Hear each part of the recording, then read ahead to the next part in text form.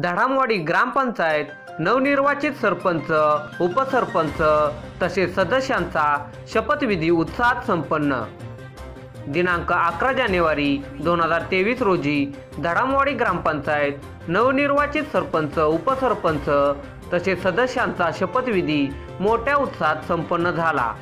यावेळी पाटण तालुक्यातील धडामवाडी ग्रामपंचायत नवनिर्वाचित लोकनियुक्त सरपंच सौ आशाताई कदम, उपसरपंच श्री सीताराम कदम, सदस्य श्री तुकाराम साळुंके, श्री महिपती कदम आणि सदस्या सौ वंदना कदम, सौ नंदाताई कदम, सौ पार्वती साळुंके, सौ सुनीता कदम तसेच आजी माजी सरपंच, उपसरपंच आणि गावातील कार्यकर्त्यांचा सत्कार घेण्यात आला।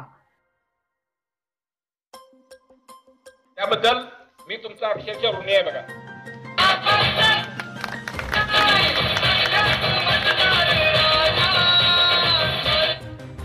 पदाला उन्मत्त महाराजांनी सांगितलं पुढे कधी होणार नाही, अशी प्रत्येक मी आमच्या सहकार्यांना विनंती करतो।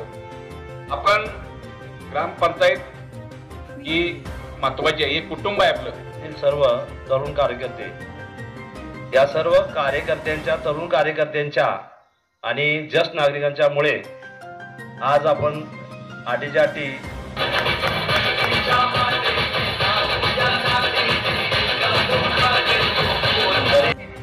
माझ्या जे स्वप्नात जे होतं ते माझ्या भविष्यात नव्हतं, हे सर्व तुम्ही मला मंडळीनं या ठिकाणी पोचवलं, त्याबद्दल सशेवाडी, लुगडेवाडी, धडावाडी यांचं मी प्रथमतः आभार मानतो।